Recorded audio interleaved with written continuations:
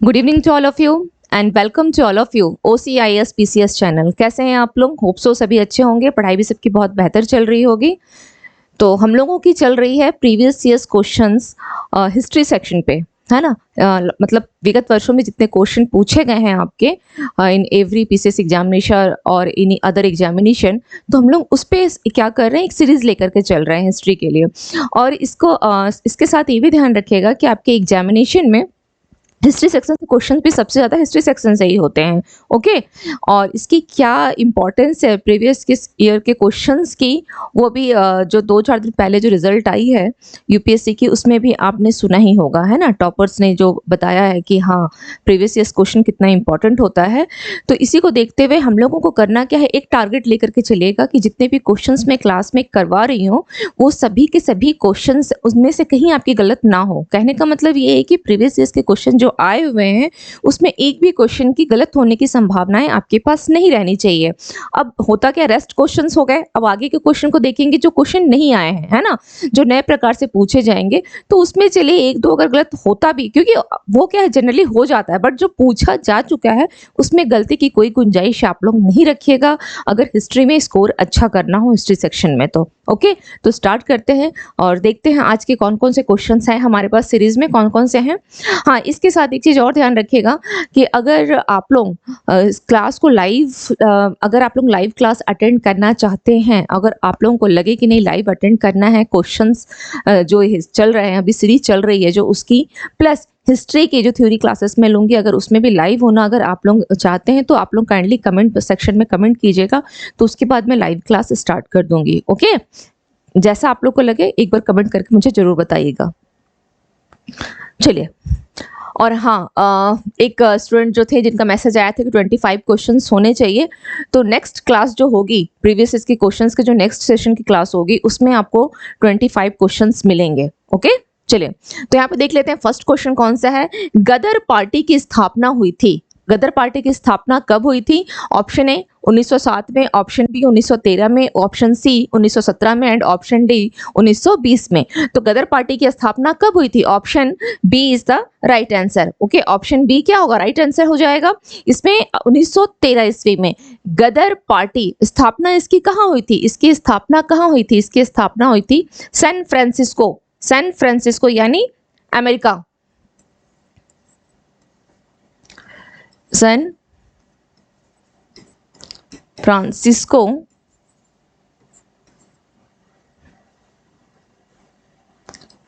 Francisco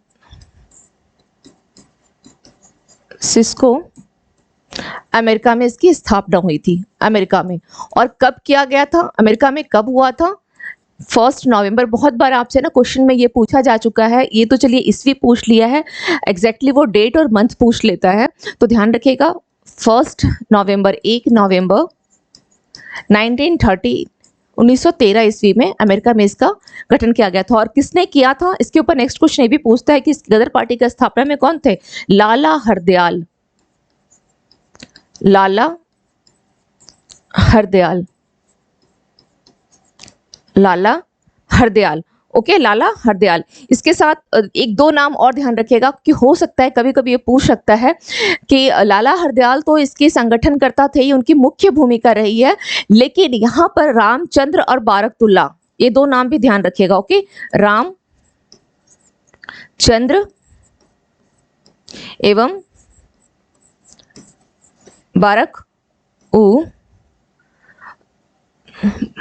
Barkatullah,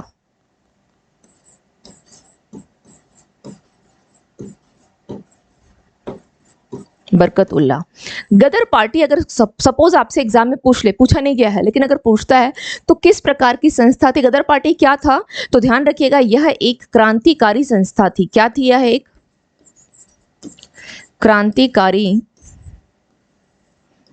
क्रांतिकारी संस्था थी, ठीक है। और इसने क्या किया था, गदर नाम की एक गदर नाम की एक पत्रिका भी चलाई थी, ठीक है, वीकली न्यूज़पेपर, बस मैं ऐसे लिख दे रही हूँ, वीकली न्यूज़पेपर भी चलाया गया था, जिसका फर्स्ट टाइम जो आया था, फर्स्ट जो इसकी लिपि थी किसमें थी? उर्दू में आई थी, उर्दू में। ये सब क्वेश्चन पूछता है, ठीक है, उर्दू में आई हुई थी। और इसमें कौन कौन शामिल थे? इस क्रांतिकारी संस्था में पंजाब के किसान थे,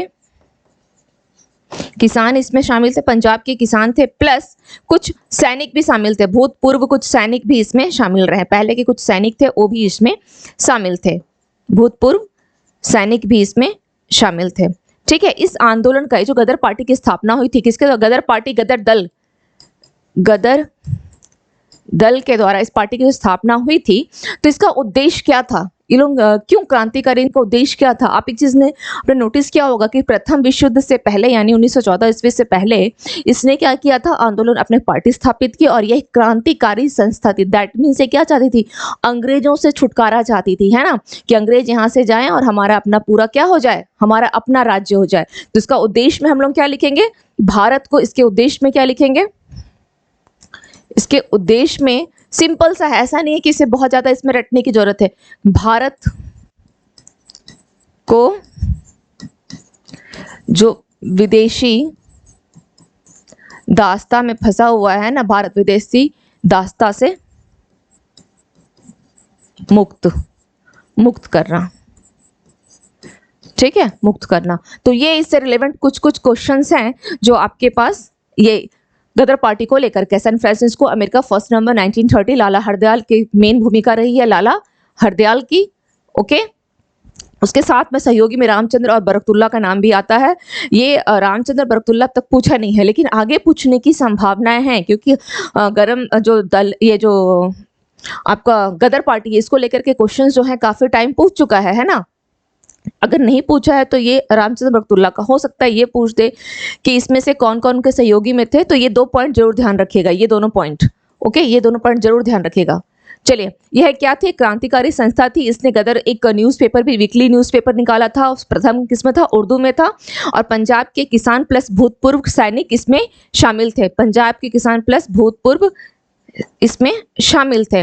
ओके, इसका उद्देश्य क्या था? भारत को क्या है? भारत को विदेशी दास्ता से मुक्त करना, भारत को विदेशी दास्ता से मुक्त करना। चलिए, हो गया। नेक्स्ट क्वेश्चन देख लेते हैं।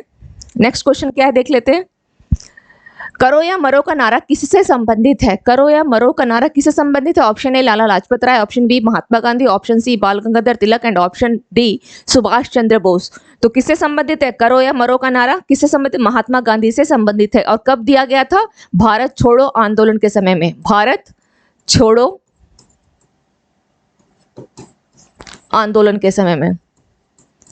और भारत छोड़ो आंदोलन हुआ कब था? 1942 में। 1942 में। और इसी समय में क्या? ऑपरेशन जीरो आवर, ये भी पूछता है, ऑपरेशन जीरो आवर,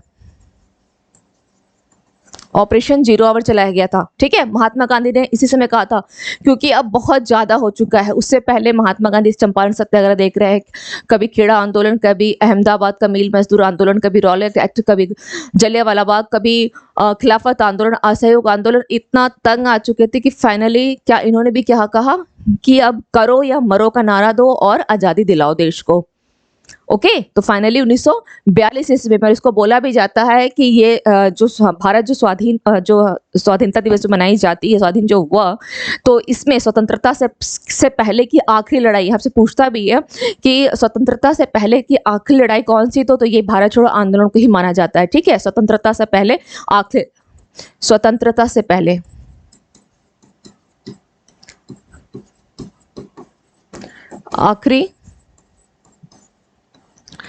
आखिरी बोल सकते हैं महत्वपूर्ण आंदोलन। ओके, क्योंकि छिटपुट तो चलो चलते रहे, लेकिन आखिरी महत्वपूर्ण आंदोलन स्वतंत्रता से जस्ट पहले यही है, यही आंदोलन है। ओके, स्वतंत्रता से जस्ट पहले यही आंदोलन। और यहीं पर महात्मा गांधी को क्या कर दिया गया था?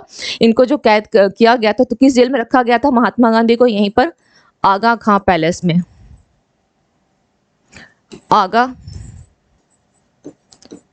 क्योंकि आगा खां पैलेस में, जितने भी आगा खां पैलेस में, ओके, और यहाँ पर इनके साथ पैलेस में इनके साथ एक और जो रही सरोजिनी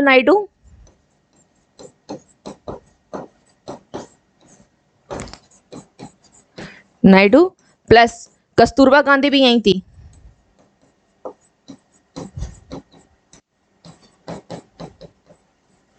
ये दोनों भी यही थी, कहाँ पर? आगा खां पैलेस में। ये दोनों भी कहाँ थी? आगा खां पैलेस में ही थी,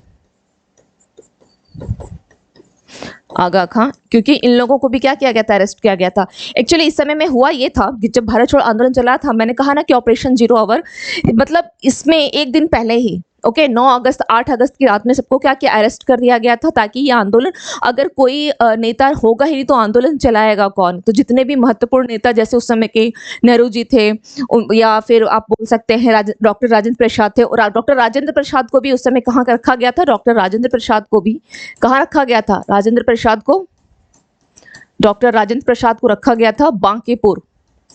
ये मैं इसलिए लिख रही हूँ बांकीपुर पटना, बांकीपुर पटना, ओके।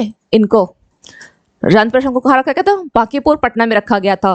तो ये इस भारत छोड़ो आंदोलन से ये कुछ क्वेश्चंस है, क्वेश्चंस तो और भी बहुत आएंगे, लेकिन यहाँ पे कुछ क्वेश्चंस हैं और मैंने जितने पॉइंट्स हैं बताए हैं 1 2 3 4 एंड 5, ये 5 पॉइंट्स हैं जो डेफिनेटली हैं, जो ऑलरेडी इस पे क्वेश्चन बन चुके हैं, ओके। पांचों पे क्वेश्चन बने हुए हैं, तो ये ध्यान रखिएगा कि यहाँ से क्वेश्चन इस प्रकार से आते हैं। महात्मा गांधी और डॉक्टर बांकीपुर पटना में, फिर जवाहरलाल नेहरू, ऐसे तो अभी बहुत सारे क्वेश्चंस हैं इसमें। इसलिए जब बोला गया कि जितने भी महत्वपूर्ण नेता थे उनको तो अरेस्ट कर लिया गया, तो भारत छोड़ो आंदोलन एक ये कॉन्सेप्चुअल क्वेश्चन है इसमें। ये तो चलो, ये तो फैक्चुअल हो गया, कॉन्सेप्चुअल यहाँ पे बताती हूँ कि इस आंदोलन को बोला गया था स्वतः स्फूर्त आंदोलन, यानी स्वतः स्फूर्त आंदोलन। इसे निम्नलिखित में से किसके कारण कहा गया? तो यह आंदोलन का नेतृत्व करता कोई भी नहीं था, यह आंदोलन अपने आप आगे बढ़ा था, ओके। क्योंकि नेतृत्व करता नहीं रहने के पीछे इसके कारण था कि सभी के सभी नेताओं को क्या कर दिया गया था? जितने भी राष्ट्रवादी नेता थे उनको अरेस्ट कर लिया गया था,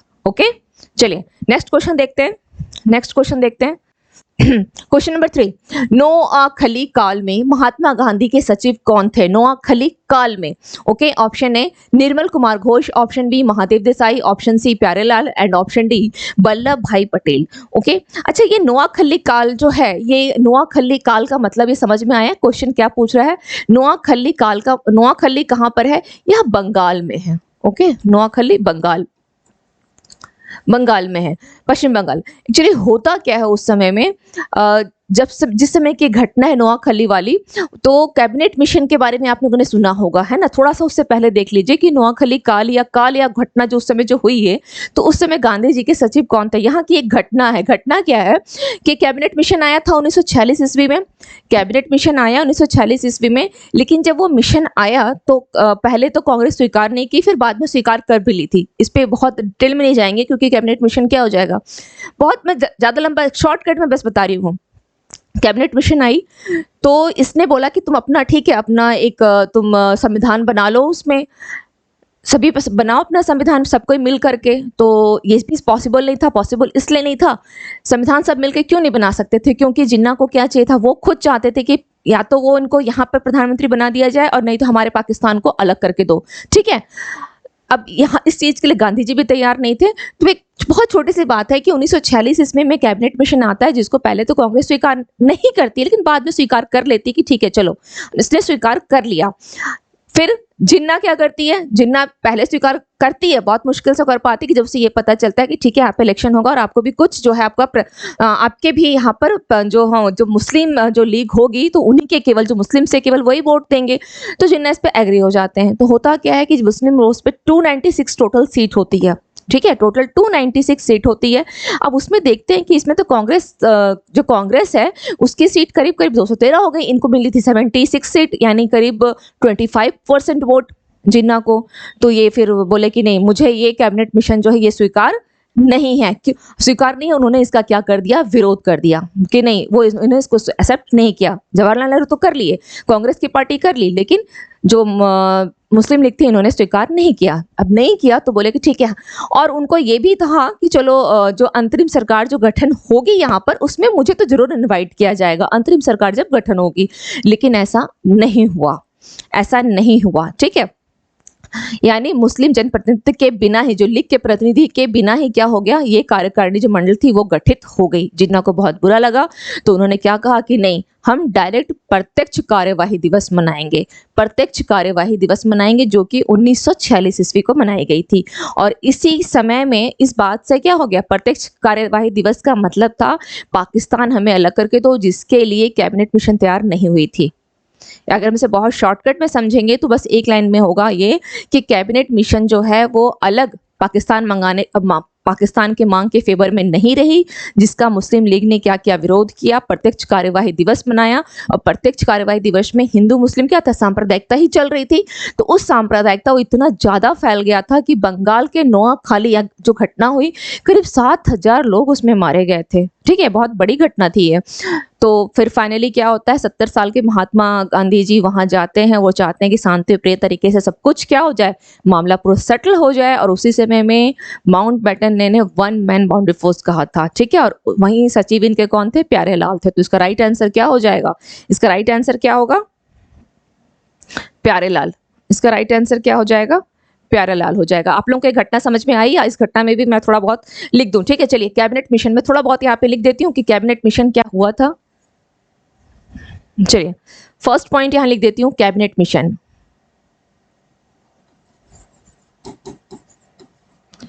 कैबिनेट मिशन आया था, कैबिनेट मिशन यहां पर आया, कैबिनेट मिशन आया, कब आया, ये क्वेश्चन पूछता है कैबिनेट मिशन कब आया था, 24 मार्च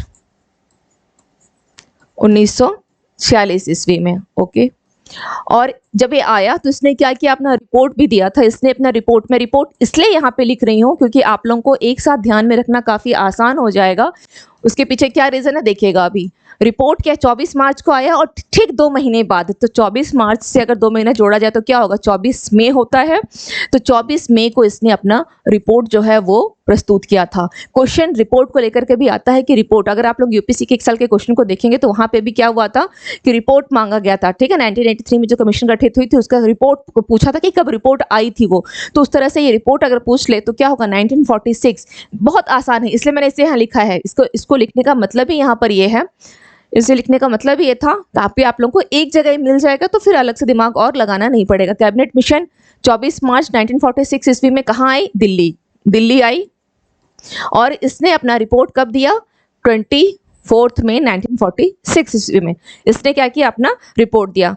और किसी भी रूप में, इस रिपोर्ट में बहुत शॉर्टकट में ध्यान रखिएगा, नौकले क्योंकि घटना पूछा है कि किसी भी रूप में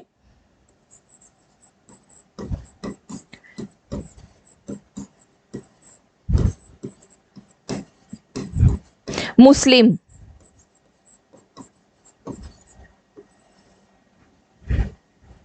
लीग की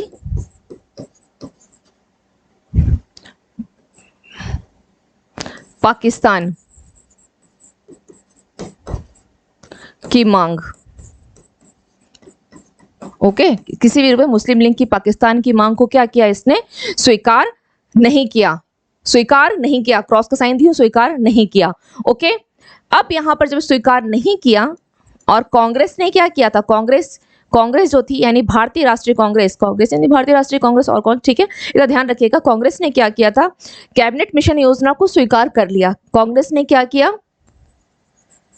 केवल इतना ध्यान रखिएगा एक समझने के लिए कि हमेशा याद रहे कैबिनेट मिशन, क्योंकि इसको लेकर के बच्चे काफी कंफ्यूज करते हैं। कैबिनेट मिशन योजना को स्वीकार इसने कर लिया, पहले नहीं किया था तो वो अलग चीज है, लेकिन अंततः हमें देखना है, पहले तो स्वीकार नहीं किया। इसके लिए क्या होगा, अगर हम इसको मीन्स पॉइंट ऑफ व्यू से पढ़ेंगे तो इसके लिए मुझे पूरी एक क्लास लेनी होगी, उस क्लास में आपको डिटेल में बताना होगा, है ना। यहाँ केवल क्वेश्चंस को देखते हुए मैं शॉर्टकट बता दे रही हूँ कि स्टार्टिंग में स्वीकार नहीं किया है, लेकिन बाद में कैबिनेट मिशन ने इसको कांग्रेस ने इसको स्वीकार कर लिया था इस योजना को। लेकिन जो मुस्लिम लीग थी वो स्वीकार नहीं की, क्यों, क्योंकि इसका लास्ट, जो मिशन का लास्ट डिसीजन था कि पाकिस्तान की मांग को स्वीकार नहीं करेंगे। तो यहां पर लीग ने इसको क्या किया, मुस्लिम लीग ने इसको स्वीकार नहीं किया। लीग ने क्या किया, कैबिनेट मिशन को स्वीकार नहीं किया। तो उस समय में जो वायसराय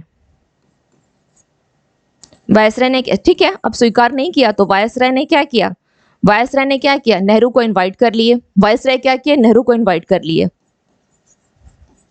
नेहरू को इनवाइट किए कि आप आइए। ठीक है, नेहरू को इनवाइट हुआ, क्यों, अंतरिम सरकार बनाने के लिए। जिसका कि कभी भी जिन्ना को ये नहीं था कि चलो हम लोगों के बिना ऐसा ये करेंगे। इनको लगा था कि हमारे प्रतिनिधि भी तो वहां पर होंगे, हमारा भी तो कोई प्रतिनिधित्व करेगा, हमारे तरफ से हमारा जो ये जैसे इनका कांग्रेस है हमारा लीग है, तो हमारे तरफ से भी कोई रिप्रेजेंटेटिव होगा। आप सोचिए कि किसी एक कोई फंक्शन आप कर रहे हैं और वहां पर 2-4 दोस्तों को बुलाया और किसी एक को नहीं बुलाया तो बहुत बुरा लगेगा। तो सेम यही चीज यहाँ पे हुई थी।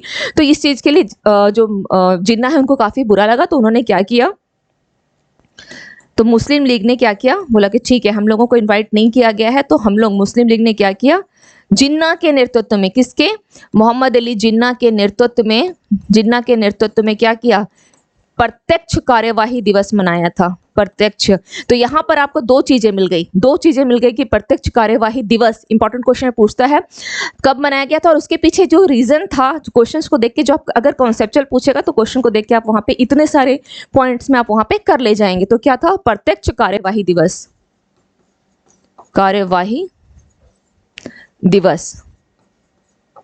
ओके, क्या किया, प्रत्यक्ष कार्यवाही दिवस को मनाया था। प्रत्यक्ष 16 अगस्त 1946 ईस्वी में, 16 अगस्त 1946 ईस्वी क्या मनाया, प्रत्यक्ष कार्यवाही दिवस को इसने मनाया। ओके, और यहीं पर और भी थोड़ा एक पॉइंट पे लिख दूं, यहीं पर गांधी जी को बोला गया था, यहीं पर क्या बोला गया था गांधी जी को, यहाँ स्पेस, चलिए, और इसी जगह महात्मा गांधी को बोला गया था, चलिए मैं यहाँ लिख देती हूँ, महात्मा गांधी को क्या कर, महात्मा गांधी को वन मैन बाउंड्री फोर्स किसे बोला गया था, किसे बोला गया था, महात्मा गांधी को। ओके, चलिए, अगर इसके अलावा भी और कोई डाउट्स हो तो आप लोग मुझसे जरूर क्लास में कमेंट करके पूछिएगा, कमेंट कर लीजिएगा। और दूसरी चीज, अगर आप लोग क्लास को, मैं बार बार बोलती हूँ, अगर लाइव लेना चाह रहे हैं, अगर आप लोग इंटरेस्टेड हो तो मुझे कमेंट करके जरूर बताइएगा, मैं क्लास लाइव लिया करूंगी। ओके, चलिए, ठीक है, ये हो गई। हाँ, तो ये इस और ये घटना कहाँ की थी, नोआखली, पश्चिम बंगाल का नोआखली जो है वहां पर, तो ये पूरे आपकी क्लियर हो गई। और यहीं पर इनके सचिव कौन थे, महात्मा गांधी के सचिव कौन थे, प्यारेलाल, इनके सचिव ये थे। ओके, तो ये आपका कंप्लीट हो गया। चलिए नेक्स्ट क्वेश्चन देख लेते हैं। क्वेश्चन नंबर 4, जयप्रकाश नारायण को राष्ट्रीय स्तर के नेता की पहचान किस संदर्भ में मिली थी। इन्हें राष्ट्रीय स्तर का नेता जो माना गया, तो वो किस संदर्भ में माना गया, किसे, जयप्रकाश नारायण को। ओके, जयप्रकाश नारायण को, इन्हीं को क्या बोला जाता है, इनका एक नाम लोकनायक भी है, लोकनायक, जननायक, जननायक, ये इंपॉर्टेंट है, जननायक पूछता है, लोकनायक। लोकहितवादी किसे कहा गया है, लोकहितवादी किसे कहा गया है। हिस्ट्री में अगर क्वेश्चन चाहते हैं कि काफ़ी अच्छे स्कोर ले आए ना, तो जितनी चीज़ें क्लास में बताती हूँ और जिस तरीके से जो मेरा दृष्टिकोण है बताने का, उसे थोड़ा सा फॉलो कर लीजिए। अगर आप लोगों को फेथ है कि मैं कुछ अच्छा आप लोगों को बता रही हूँ और कुछ सहयोग थोड़ी सी कर रही हूँ, अगर आप लोगों को इतना फेथ है मेरे ऊपर, तो आप मेरे ऊपर ये फेथ कीजिए, आपके एग्जाम में हिस्ट्री सेक्शन में मार्क्स डेफिनेटली अच्छे आ जाएंगे। मैं 2 सेक्शन लेती हूँ, हालांकि क्लास मेरी हिस्ट्री की है, करंट की तो नहीं है, लेकिन फिर भी बता दे रही हूँ कि ये दोनों सेक्शन से, हिस्ट्री एंड करंट दोनों ही आपका बहुत बेहतर हो जाएगा। ओके, चलिए, तो लोकनायक और जननायक तो जयप्रकाश नारायण को बोला गया। लोकहितवादी किसे बोला गया था, लोकहितवादी, ये इसके साथ में नहीं है, अलग से है, ठीक है, इसलिए मैं इसे अलग पेन यूज कर रही हूँ। लोकहितवादी किसे कहा गया था, लोकहितवादी किसे कहा जाता है, लोकहितवादी बताएं।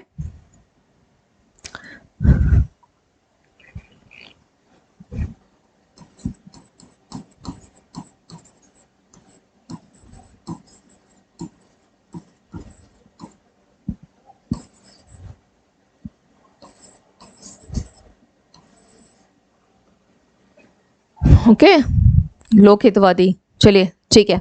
तो खैर इसको यहाँ पे लोकहितवादी बस हरि देशमुख याद रखिएगा, हरि देशमुख।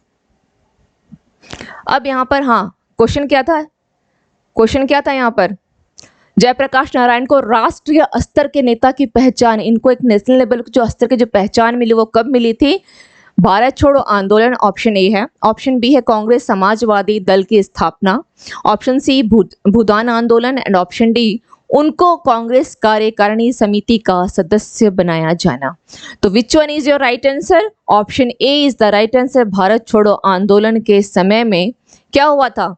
1942 में जब ये आंदोलन हुई है, 1942 में, उसी समय में जयप्रकाश नारायण को राष्ट्रीय स्तर के नेता की पहचान मिली।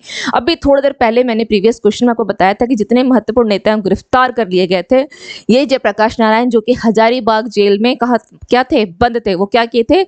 दिवाली की रात को जेल से फरार हो गए थे। 17 अन्य जो कैदी वहां पे थे उनको लेकर के फरार हो गए थे, ठीक है। और ये भूमिगत थे, भूमिगत रह करके इस आंदोलन को संभाला है इन्होंने, भूमिगत रह करके। तो ये इसलिए इनके बारे में ये क्या थे? भूमिगत रह करके आंदोलन के नेपाल चले गए थे। दूसरी चीज क्या है इनके बारे में पूछता है? हजारीबाग जेल से कौन फरार थे? तो यही थे, हजारीबाग जेल से भाग गए थे, हजारीबाग जेल से फरार, ठीक है। दिवाली की रात को ये फरार हुए थे, दिवाली की रात को हजारीबाग जेल से ये क्या हो गया था?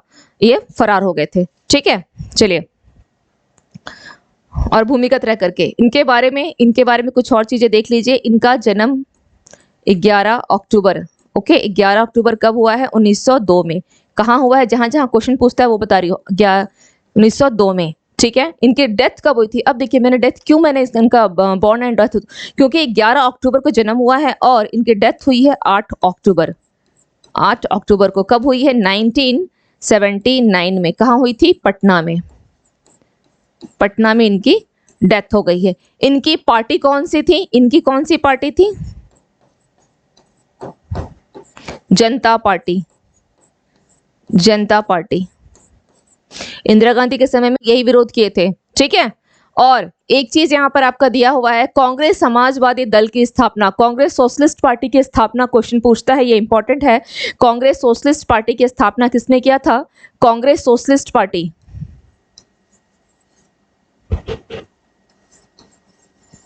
ये तो यहां लिखा हुआ है। चलिए, कांग्रेस सोशलिस्ट पार्टी की स्थापना 1934 ईस्वी में किनके द्वारा किया गया था? किनके द्वारा किया गया था?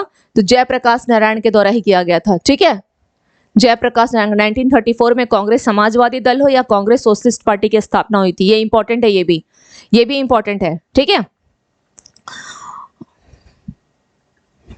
चलिए, ये हो गया। हाँ, इनके साथ एक और इंपॉर्टेंट है, इनकी पत्नी के बारे में पूछ लेता है, पत्नी को लेकर के कि इनकी पत्नी कौन थी। तो वो कौन थी इनकी पत्नी? इनकी पत्नी कौन थी? इनकी पत्नी थी प्रभावती देवी। प्रभावती देवी, ठीक है। ये कस्तूरबा गांधी के साथ ही रहती थी, कस्तूरबा गांधी के पास चली गई थी, क्योंकि एक्चुअली इनकी उस समय शादी जल्दी होती थी, इनकी एजुकेशन थी, पढ़ाई था, तो ये शादी के 1 साल बाद ही क्या चले गए थे? फॉरेन चले गए थे। तो इनकी वाइफ जो थी प्रभावती देवी, वो कस्तूरबा गांधी के साथ रही हैं। तो ये इतना इंपॉर्टेंट नहीं, बस एक मैंने बता दिया, प्रभावती देवी, ठीक है, किनके साथ रही हैं। तो ये आपकी, चलिए, अब इनके बारे में एक फैक्ट और ध्यान रखिएगा, इन्हें भारत रत्न दिया गया था, ठीक है। भारत रत्न मिला है, भारत रत्न दिया गया है 1998 में, प्लस इनके रैमन मैग्सेसे पुरस्कार भी दिया गया है, रैमन मैग्सेसे पुरस्कार, ठीक है, ये भी दिया गया है इनको 1967 में, ओके। रैमन मैग्सेसे पुरस्कार भी इनको दिया गया है, क्लियर। चलिए, नेक्स्ट क्वेश्चन देख लेते हैं। नेक्स्ट क्वेश्चन देखते हैं क्या है। स्वतंत्र भारत का अंतिम गवर्नर जनरल कौन था? ठीक है, option A Lord Mountbatten, option B C Rajagopalachari, option C Rajendra Prasad and option D उपयुक्त में से कोई नहीं। तो इसका राइट आंसर क्या हो जाएगा? इसका राइट आंसर क्या होगा? क्वेश्चन ध्यान से समझिएगा, पूछा है स्वतंत्र भारत का अंतिम, पूछा है अंतिम गवर्नर जनरल, अंतिम गवर्नर पूछा है, तो आंसर क्या हो जाएगा? सी राजगोपालाचारी। अगर इसकी इस अंतिम की जगह में क्या होता? अगर प्रथम होता तो आंसर क्या होता? प्रथम अगर पूछता तो आंसर होता ऑप्शन ए, यानी लॉर्ड माउंटबेटन। लॉर्ड माउंटबेटन अंतिम पूछा है, तो सी राज गोपालाचारी। प्रथम पूछता तो लॉर्ड माउंटबेटन होता। ओके, चलिए नेक्स्ट देख लेते हैं।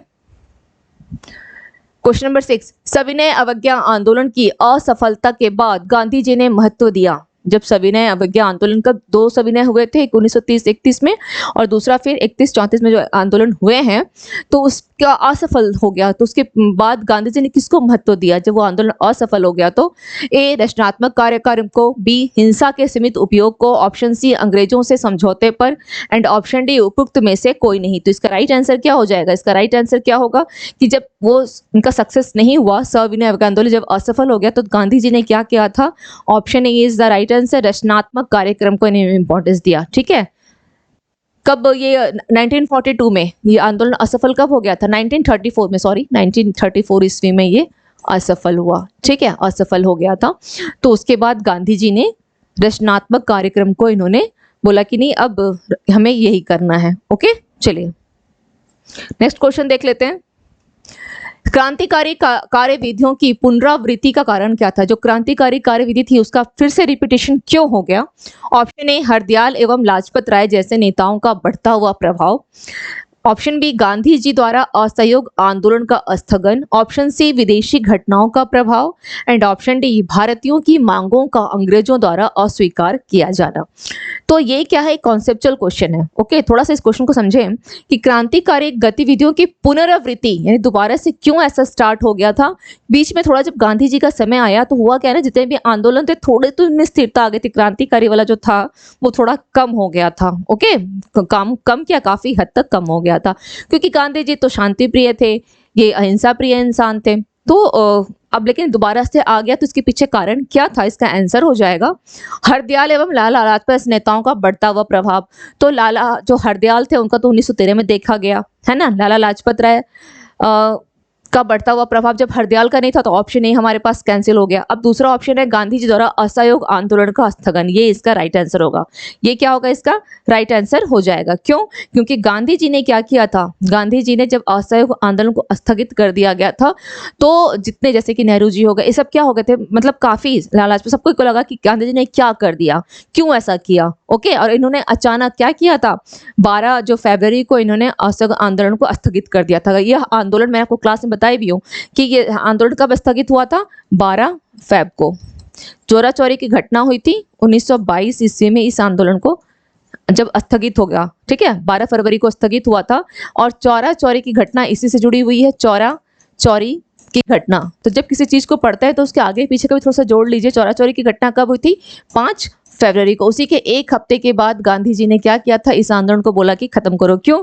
क्योंकि वहां पे जो गोरखपुर में है चोरा चोरी जो जगह है, वहां पर हिंसा भड़क उठी थी और गांधी जी उसके सख्त खिलाफ थे, तो इन्होंने स्थगित कर दिया था। ठीक है, और इनको 10 मार्च को इनको अरेस्ट कर लिया गया था। 10 मार्च को 1922 ईस्वी में इन्हें क्या किया गया था? अरेस्ट कर लिया गया था। ओके, अरेस्ट कर लिया गया था। चलिए, तो ठीक है, तो इसका क्या होगा? तब इसके बाद से जब गांधी जी खुद जेल चले गए तो क्या होगा? वो जेल गए तो मेन जो थे बाकी वो चले गए, तो फिर से क्रांतिकारी जो घटनाएं हैं वो शुरू हो गई थी। इसके बाद ही आप देखेंगे जो काकोरी कांड वगैरह है, इसके बाद की घटना है ना। चलिए नेक्स्ट क्वेश्चन देख लेते हैं। नेक्स्ट क्वेश्चन, 1857 का विद्रोह मुख्यतः किस कारण से असफल रहा? यह विद्रोह असफल क्यों था? ऑप्शन ए हिंदू मुस्लिम एकता की कमी, ऑप्शन बी किसी सामान्य योजना और केंद्रीय संगठन की कमी, ऑप्शन सी इसके प्रभाव का सीमित क्षेत्र, एंड ऑप्शन डी जमींदारों की असहभागिता। ओके, तो इसका राइट आंसर क्या हो जाएगा? यहाँ पर मैं आंसर को बताने से पहले एक चीज देखिएगा कि असफल का कारण पूछा है ना, असफल का। अगर हम लोग इसको थोड़ा सा कॉन्सेप्ट पॉइंट ऑफ व्यू से देखेंगे, और यहाँ अगर ऑप्शन ई होता तो इसमें आंसर क्या होता? ऑप्शन ई होता। क्यों? क्योंकि किसी सामान्य योजना और केंद्रीय संगठन की कमी तो थी, इसके प्रभाव का सीमित क्षेत्र भी रहा। 1857 का जो विद्रोह है उसका भी सीमित क्षेत्र रहा, जैसे इसने नॉर्थ वाले एरिया को, जो नॉर्थ इंडिया है उसको ज्यादा प्रभावित किया था, है ना, कंपेरेटिवली अगर साउथ इंडिया से अगर हम देखते हैं तो सीमित क्षेत्र भी था। जमींदारों की जमींदार भी इसमें शामिल नहीं हुए थे और जो मजदूर जो मुस्लिम वर्ग थे वो लोग भी शामिल नहीं हुए थे। क्यों? क्योंकि पहले ही अंग्रेज क्या किए थे, यहाँ पर भी सांप्रदायिकता को लेकर के आ गए थे। कैसे? उनको क्या बोला था कि तुम तो मुस्लिम हो इसलिए तुम्हें मजदूर बना के रखा गया है, और जो जमींदार है देखो वो हिंदू है तो जमींदार है ना। तो इस तरह से भावनाएं वहां भी दे दी थी। तो एक चीज को ध्यान रखिएगा, पूरे मॉडर्न इंडिया में ये जो सांप्रदायिकता जो वर्ड है, इसने पूरे अगर बोला जाए जो जितनी भी चीजें हुई हैं, ठीक है, कहीं पे आंदोलन हो रहा है, कुछ हो रहा है, तो इन सब के पीछे एक वर्ड अंग्रेजों ने चला दिया, सांप्रदायिकता, है ना। और ये एक बहुत एक सिंगल वर्ड जो है पूरे इतिहास को, पूरे मॉडर्न इंडिया के इतिहास को इसने बदल डाला। ओके, चलिए, तो यहाँ पर आंसर क्या हो जाएगा? Option B is the right answer, किसी सामान्य योजना और संगठन। क्योंकि पूछा है मुख्यतः, मेनली पूछ लिया है, मेनली मुख्यतः क्या कारण थे, तो किसी सामान्य योजना और केंद्रीय संगठन की इनमें कमी थी। जो जहां चाह रहा वहीं से विद्रोह स्टार्ट कर दिया। इनका कोई एक प्रॉपर, एक बोल सकते हैं ऐसा कोई मेन नहीं था जो इस आंदोलन का नेतृत्व करता हो। ओके, चलिए नेक्स्ट क्वेश्चन देख लेते हैं। स्तंभ अच्छा मैच करना है, इस ए और बी को मैच करना है। आप लोग थोड़ा सा इसका स्क्रीनशॉट ले सकते हैं। पुस्तक एक तरफ में आपका पुस्तक दे रखा है, एक तरफ क्या है, पुस्तक दे रखा है, और दूसरी तरफ में आपके लेखक का नाम है। Okay, history of the freedom movement in India, history of the freedom movement in India, तो ये हो जाएगा option first. History of the freedom movement in Bihar बोला है, बिहार यानी K Datta. Anand Math Bankim Chandra Chatterjee. Precepts of Jesus Raja Ram Mohan राय।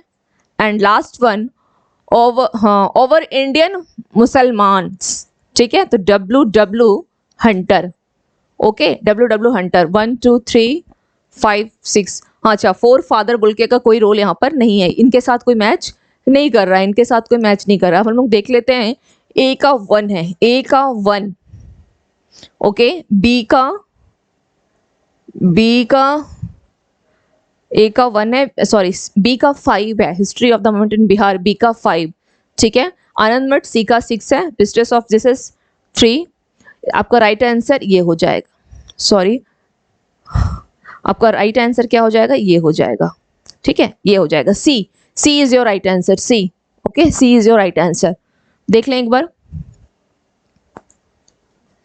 हो सकता है कि किसी एग्जाम में इनमें से कोई एक उठा करके आपको दे दे। यहाँ 4 दिया हुआ है ना, सेम रिपीट नहीं भी करेगा, तो किसी एक को उठा के दे दे या 2 उठा के दे दे, तो वहां एक काम आएगा, तो ध्यान रखिएगा। चलिए नेक्स्ट देख लेते हैं, नेक्स्ट क्वेश्चन देख लेते हैं। नेक्स्ट कौन सा है? 1857 के विद्रोह से बिहार का कौन सा भाग अप्रभावित रहा?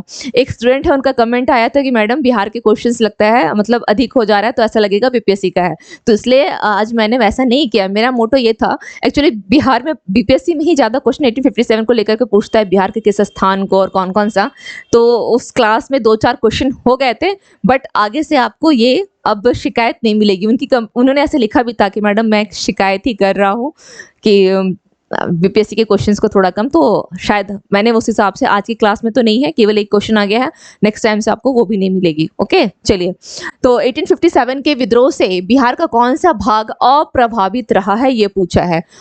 तो दानापुर, पटना, आरा, मुजफ्फरपुर, मुंगेर। मैं क्लास में इसको बताई थी, क्लास में इसे बताई थी, और अब काफी आसानी से अगर किसी ने समझा होगा क्लास को, मैंने अभी भी कहा ये नॉर्थ इंडिया को प्रभावित किया था, और ये विद्रोह कैसे कैसे हुआ था। अब ये सभी प्लेसेस क्या है, नॉर्थ इंडिया के ही दिए हुए हैं, बिहार के ही दिए हुए हैं। तो ये स्टार्ट कहाँ से हुआ था? देवघर से स्टार्ट हुआ था, रोहिणी, है ना, रोहिणी,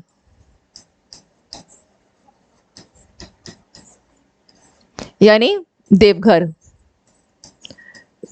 से स्टार्ट होकर के भागलपुर होते हुए कहाँ चला गया था? पटना। भागलपुर होते हुए पटना, और पटना से फिर दानापुर इसका हेडक्वार्टर था, और दानापुर से ये लोग कहाँ चले गए थे? आरा। जगदीशपुर गांव जाकर के कौन मिल गए थे? आरा में जगदीशपुर गांव है, आरा में क्या है? जगदीशपुर गांव, और यहां पर जगदीशपुर गांव और कुंवर सिंह, है ना, जगदीशपुर गांव।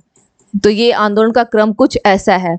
तो यहाँ पर कौन नहीं थे? तो मुंगेर और मुजफ्फरपुर, यानी ऑप्शन सी 4 एंड 5 नहीं था, तो option A is the right answer. Option A पूछा है कि कौन सा स्थान अप्रभावित रहा, अप्रभावित रहा। तो बाकी ये तीनों का आपको क्रम अब ध्यान रखिएगा, है ना। रोहिणी देवघर से निकले, भागलपुर के रास्ते, ऐसे भी मैप थोड़ा ध्यान रखेंगे बिहार का, तो भागलपुर ऑन द वे, इस तरह से क्रम है। पटना आ गए, पटना से फिर दानापुर, और दानापुर से फिर आरा, जगदीशपुर गांव। चलिए नेक्स्ट क्वेश्चन देख लेते हैं। भारत छोड़ो आंदोलन से उत्पन्न दंगे किस क्षेत्र में सबसे अधिक व्यापक रहे? किस क्षेत्र में सबसे अधिक व्यापक रहे? किस क्षेत्र में? ओके, किस क्षेत्र में सबसे अधिक व्यापक रहे हैं? बिहार, बंगाल, गुजरात, संयुक्त प्रांत। तो सबसे अधिक व्यापक पूछा है। आप लोगों ने से कभी आप लोगों ने सुना कि भारत छोड़ो आंदोलन पंजाब में बहुत ज्यादा रहा? कभी सुनने में भी आया है? पंजाब में रहा हो या गुजरात में रहा हो या केरला में रहा हो, सुनने में भी नहीं आया होगा गलती से। सुनने में कहाँ आता है? वही संयुक्त प्रांत, जिसे वर्तमान का उत्तर प्रदेश हम जानते हैं, यूपी और बिहार, है ना। भारत छोड़ो आंदोलन, तो उसका राइट आंसर क्या हो जाएगा इसका? और थोड़ा बहुत अब बंगाल को मानिएगा, ओके। लेकिन किस क्षेत्र में सबसे अधिक, क्वेश्चन ये है, सबसे अधिक व्यापक रहा है? तो बिहार एंड संयुक्त प्रांत, 1 and 4, यानी option D is the right answer. संयुक्त प्रांत यानी वर्तमान का यूपी। और बहुत सारे स्टूडेंट्स को ये नहीं पता होता है, तो खैर कोई बात नहीं, कुछ चीजें अगर नहीं पता है कि मध्य प्रांत, काफी तैयारी कर ले जाते हैं, लेकिन संयुक्त प्रांत में वर्तमान का कौन सा आता है, बोल सकते हैं राज्य, वो नहीं पता होगा। मध्य प्रांत में कौन सा, नहीं पता। मध्य प्रांत तो एमपी वाला मान के चलें, और संयुक्त प्रांत यानी यूपी, ठीक है। तो इसके लिए कोई ऐसा नहीं है कि नहीं पता है तो बड़ी बात है, नहीं पता है ये बड़ी बात नहीं है, नहीं पता है तो जानने की कोशिश नहीं कर रहे हैं, ये बड़ी बात है, ओके। निम्नलिखित में से किस सत्याग्रह आंदोलन में गांधी जी ने प्रत्यक्ष रूप से भाग नहीं लिया? ओके, हमारे पास ऑप्शन क्या क्या है देख लेते हैं। डायरेक्ट भाग नहीं लिए थे।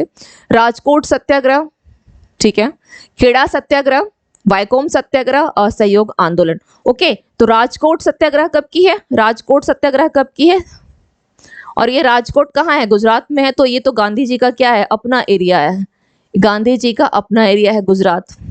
तो गांधी जी यहाँ तो ऐसा होगा नहीं कि यहाँ भाग ना लें, प्रत्यक्ष रूप से डायरेक्ट खुद नहीं गए हों, तो ये तो हो गया। चलो, खेड़ा सत्याग्रह की घटना कब की है? 1917 ईस्वी, खेड़ा सत्याग्रह, ओके। और 1918 भी अगर देगा तो वो भी सही है। क्यों? क्योंकि मार्च तक होता है कि कुछ चीजें ऐसे होती है कि 1917-18 भी अगर किसी क्वेश्चन में 17 दिया है तो भी सही है, 18 दिया है तो भी सही है। क्यों सही है? क्योंकि सपोज कोई घटना स्टार्ट हुई दिसंबर महीने में, और वो चलता रहा, दिसंबर में स्टार्ट हो गया, चलता रहा नेक्स्ट, मतलब नेक्स्ट ईयर के मार्च, अप्रैल, मई तक, तो दोनों सही होगा, ठीक है। तो खेड़ा से संबंधित क्या हुआ है, मार्च की भी इसके साथ जुड़ी हुई है, तो अगर इसमें 17-18 दोनों दिया है, दोनों सही है। अब है वायकोम सत्याग्रह। वायकोम सत्याग्रह ये घटना है 1924-25 की, ठीक है। बता रही हूँ उसके बारे में, डिटेल बताती हूँ अभी। और असहयोग आंदोलन है घटना 1920-22 की। अब यहाँ पर 24-25 की जो एक घटना है, इसमें क्या हुआ था? त्रावणकोर, वायकोम सत्याग्रह। त्रावणकोर कहाँ है? ये त्रावणकोर कहाँ है? ये मुद्दा अभी कुछ दिन पहले तक, यहाँ तक कि अभी भी ये मुद्दा जो है केरल वाला, जो इस तरह से वहाँ चलता है, वहाँ जो अछूत बोला जाता है, जो निम्न जाति है, अछूत एजवा समुदाय, ये मुद्दा अभी तक भी तो आप लोग न्यूज में सुनते ही हैं, है ना। केरल में कौन सा है? त्रावणकोर का मुद्दा है ये, केरल। तो यहाँ पर एक एजवा समुदाय है, एजवा, एजवा, एजवा यानी क्या होती है? ये निम्न जाति, निम्न जाति की। अब आपको समझ में आ गया। इन लोगों को क्या बोला जाता है? आप मंदिर में प्रवेश नहीं कर सकते। इनको क्या बोला जाता है? मंदिरों में प्रवेश इनका वर्जित है। मंदिरों में प्रवेश, मंदिरों में प्रवेश वर्जित, ठीक है, वर्जित है, आप नहीं जा सकते हो। ये निम्न जाति एजवा समुदाय,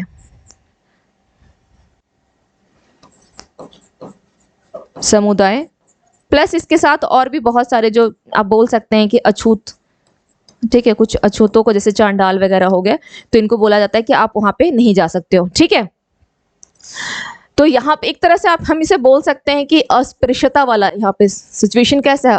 अस्पृश्यता वाला, नहीं छूना, नहीं जाना क्या होता है? अस्पृश्यता ही तो होगा, और क्या होगा? तो वायकोम सत्याग्रह जो हुआ था 1924-25 ईस्वी में त्रावणकोर में, यही एक था जहां पर गांधी जी ने प्रत्यक्ष रूप से भाग नहीं लिया, प्रत्यक्ष खुद वहां वो नहीं जा सके। ओके, और क्यों नहीं गए? क्यों नहीं गए? आखिर क्या वजह थी जो ये नहीं गए? क्या वजह थी जो ये नहीं गए? वजह ये थी, घटना कब की है? 24-25 की, और गांधी जी अरेस्ट हो गए थे। इससे पहले कब अरेस्ट हुए थे गांधी जी? कब अरेस्ट हो गए थे? मैंने अगर क्लास को आप लोग ध्यान से सुने होंगे तो बताएं, गांधी जी क्या हो गया था इससे पहले अरेस्ट हो गए थे। कब हुए थे? 1922 ईस्वी में 10 मार्च को, जब असहयोग आंदोलन वाला मुद्दा हुआ था, है ना? तो गांधी जी तो अरेस्ट हो गए, उन 6 साल के लिए अरेस्ट हुए, लेकिन तबियत खराब होने के कारण उनको बाद में क्या किया? रिहाई कर दिया गया। तो वो वहां अरेस्ट थे, इस कारण जो यहाँ पे डायरेक्ट नहीं गए, वरना अस्पृश्यता का मुद्दा हो और गांधी जी ना पहुंचे, ऐसा संभव है कि वो खुद ना पहुंचे? पता है, स्टूडेंट को भी ना गांधी जी जैसा एनर्जेटिक होना चाहिए, उनसे सीखना चाहिए, है ना? सोचिए कि वो इस काफी ओल्ड एज में, या गांधी जी हो या बाबू कुंवर सिंह बिहार जगदीशपुर का, वो भी 80 साल के थे, है ना? और कितने एनर्जेटिक थे। अगर मैं इस समय की बात करूं तो अन्ना हजारे का, तो इन लोगों से सीखना चाहिए। तो स्टूडेंट को भी हमेशा एनर्जेटिक फॉर्म में होना चाहिए, है ना? इस तरीके से कि मतलब बस आलस नहीं है, कहीं कुछ हुआ चल पड़ो। और आजकल क्या है, गर्मी है, धूप है, ये ऐसा नहीं है वैसा नहीं, और गांधी जी तो इस तरह से स्टूडेंट को भी होना चाहिए। ओके, तो इसलिए वहां अटेंड नहीं कर सके थे। तो उसका राइट आंसर क्या हो जाएगा? वायकोम सत्याग्रह, वायकोम सत्याग्रह। चलिए नेक्स्ट क्वेश्चन देख लेते हैं। भारत छोड़ो प्रस्ताव पारित होने के बाद गांधी जी को कैद किया गया। भारत छोड़ो प्रस्ताव बता दी थी।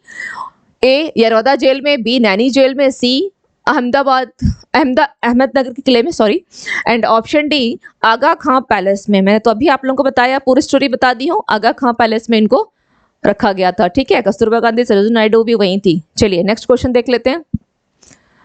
द्वितीय गोलमेज सम्मेलन किस प्रश्न पर असफल रहा? कौन सा ऐसा प्रश्न था जो असफल हो गया? ए सांप्रदायिकता प्रतिनिधित्व, बी डोमिनियन स्टेट्स प्रदान करना, सी सत्ता हस्तांतरण की तिथि, एंड डी सविनय अवज्ञा आंदोलन का स्थगन। तो सविनय अवज्ञा आंदोलन तो स्थगन हुआ है 19 हुआ है? 1934 में। ओके, 1934 में। तो ये तो स्थगित तब हुआ है, तो ये तो कोई मुद्दा हुआ ही नहीं। अब बोला कि किस प्रश्न पर पूछा है? सांप्रदायिक जो है प्रतिनिधित्व की बात पर क्या हो गया था? द्वितीय गोलमेज सम्मेलन जो है असफल हो गया था। ओके, अल्पसंख्यकों के मुद्दे पर आकर के ये फिर यहाँ भी असफल हो गया। डोमिनियन स्टेट्स की जो प्रदान करने की बात थी, डोमिनियन स्टेट्स की बात कब आई थी? ये तो 1929 में ही आ गई थी। नेहरू रिपोर्ट वगैरह जब आया था, है ना, लाहौर अधिवेशन वगैरह, नेहरू रिपोर्ट, तो उस समय ये मुद्दा तो वहीं खत्म हो गया। ये मुद्दा तो तब की आई हुई है। सत्ता हस्तांतरण की तिथि कब आई थी? 1946। तो ये सब का कोई मतलब नहीं है, ये सब का कोई मतलब नहीं है यहाँ पर। तो रहा क्या? सांप्रदायिक प्रतिनिधित्व की बात यहाँ की गई थी। ओके, चलिए। हाँ, एक चीज और ध्यान दीजिएगा, सांप्रदायिक प्रतिनिधित्व में अब तक क्या था? केवल मुस्लिम लीग की मांग थी ना कि हमें अलग मतलब प्रतिनिधित्व चाहिए। इस यहाँ पर क्या हो गया था? ईसाई भी शुरू हो गए थे, सिख भी शुरू हो गए थे कि हमें भी अलग चाहिए। अल्पसंख्यक का मुद्दा यहाँ उठ गया था। यहाँ पे ध्यान रखिएगा, यहाँ पर ये अल्पसंख्यक का मुद्दा उठ गया था। अल्पसंख्यक में कौन कौन आ गए थे? अल्पसंख्यक में यहाँ पर सिख, मुस्लिम, ईसाई, इस सबकी मांग थी, हमें अलग चाहिए, हमें अलग चाहिए, हमें अलग चाहिए सबकी। तो इसी के लिए गांधी जी ने यहाँ पे, चलो हटो, ये साथ कुछ नहीं होगा, हटाओ इस बात को, और सम्मेलन क्या हो गया? असफल हो गया। चलिए नेक्स्ट देख लेते हैं। एंड ये लास्ट क्वेश्चन है। ओके, ये लास्ट क्वेश्चन भी एमसीक्यूज किया। रॉलेट एक्ट का भारतीय राष्ट्रीय कांग्रेस ने विरोध किया, ठीक है? विरोध किया कांग्रेस ने, और क्यों विरोध किया कुछ देखते हैं। व्यक्तिगत स्वतंत्रता को सीमित करना, भारतीय राष्ट्रीय कांग्रेस को प्रतिबंधित बनाना, सांप्रदायिक प्रतिनिधित्व को विस्तृत करना, देशद्रोह के आरोप में राष्ट्रीय नेताओं को बंदी बनाना। This type of questions you can call this type question conceptual questions. Okay, ये इस तरह के जो क्वेश्चन है कंसेप्ट बेस्ड क्वेश्चन है, तो इसमें पता होना चाहिए आपको, डिटेल में थोड़ा इसकी जानकारी होनी चाहिए। रॉलेट एक्ट जो था 1919 का है, ये 1919 का रॉलेट एक्ट। तो कांग्रेस ने विरोध किया, क्यों किया था? क्योंकि यहाँ पर हो सकता है आपके दिमाग में दो चीजें हैं, ऑप्शन ए भी आ सकता है, ऑप्शन डी भी आ सकता है। तो देशद्रोह के आरोप में, क्योंकि ये लोग क्या करते थे, जिस किसी के ऊपर भी शक हो जाए उसको लिए और बंदी बना ले, जेल में डाल देते थे। तो देशद्रोह का आरोप भी हम कर सकते हैं, लेकिन यहाँ पर देशद्रोह का आरोप में क्या होगा, राष्ट्र नेताओं को बंदी बनाना, तो ये तो गलत हो जाएगा क्योंकि ऐसा तो था नहीं। अब उससे भी ज्यादा अगर आप देखेंगे, व्यक्ति की स्वतंत्रता, आप चलते फिरते हो, अगर किसी भी कारण सपोज कुछ भी आपने नहीं किया, आप शक के आधार पे, यानी आपकी स्वतंत्रता का हनन हो रहा है, तो ऑप्शन क्या हो जाएगा, व्यक्तिगत स्वतंत्रता को सीमित करना। व्यक्ति की क्यों लोग चलना छोड़ दें, घर से निकलना बंद कर दें, है ना, क्योंकि उनको क्या, अगर थोड़ा भी शक है, लिया और अरेस्ट कर दिया। तो ये व्यक्ति की स्वतंत्रता के ऊपर बात आ गई थी, तो इसलिए इसका राइट आंसर क्या हो जाएगा, व्यक्तिगत स्वतंत्रता को सीमित करना। भारतीय राष्ट्रीय कांग्रेस को प्रतिबंधित बनाना, ऐसा था ही नहीं। यहाँ पर प्रतिबंधित कब बनाया था, इसको कब बनाया गया था, जब भारत छोड़ो आंदोलन 1942 ईस्वी में हुआ था। मैं प्रीवियस क्लास में बताई हूँ। तब क्या किया था ब्रिटिश गवर्नमेंट ने, क्या किया था, इसको बोला था कि गैर कांग्रेसी घोषित कर दिया था। क्यों, क्योंकि भारत छोड़ो आंदोलन स्टार्ट किया था, तो बोला कि नहीं तो गैर कांग्रेसी है, इसको हटाओ। उसके बाद इसी समय में अबुल कलाम आजाद को जो बोला गया है ना कि अध्यक्ष तो जो रहे हैं लंबे समय तक, वो यही कारण था कि अधिवेशन तो हुआ नहीं, तो कोई अध्यक्ष बन नहीं पाया, तो अबुल कलाम आजाद रह गए थे। ठीक है, तो ये चलिए वहां बस ध्यान रखिएगा ऐसे कि चीजों को कोरिलेट करके कैसे पढ़ना है। अब यहाँ पर ये तो ये होगा नहीं। दूसरा है सांप्रदायिक प्रतिनिधित्व की बात यहाँ थी ही नहीं। एंड थर्ड था देशद्रोह के आरोप में राष्ट्र नेताओं को बंदी बनाया। तो देशद्रोह किससे, ये लोग तो खुद चाहते थे कि अपने देश में ये लोग खुद आजादी चाह रहे थे, तो देशद्रोह की मुद्दा यहाँ पे आई कैसे, तो फर्स्ट इसका आपका आंसर हो जाएगा। चलिए, तो ये हो गए हमारे आज के एमसीक्यूज के सेशन फिनिश हो गए। इसके रिलेवेंट अगर आपको कोई भी डाउट हो तो आप लोग मुझे कमेंट सेक्शन में जरूर कमेंट करें, और किस तरह के परिवर्तन चाहिए या किसी क्वेश्चन पे डाउट हो तो जरूर आप मुझे मैसेज करें, कमेंट करें। ये मेरी अपनी यूट्यूब चैनल है, क्लास आपकी है, ये चैनल मेरी है। ओके, इस चैनल को लाइक करें, शेयर करें, सब्सक्राइब करें। एंड वन मोर थिंग, अगर आप लोग को लाइव क्लास लेनी है तो आप लोग मुझे कमेंट करके जरूर बताएं।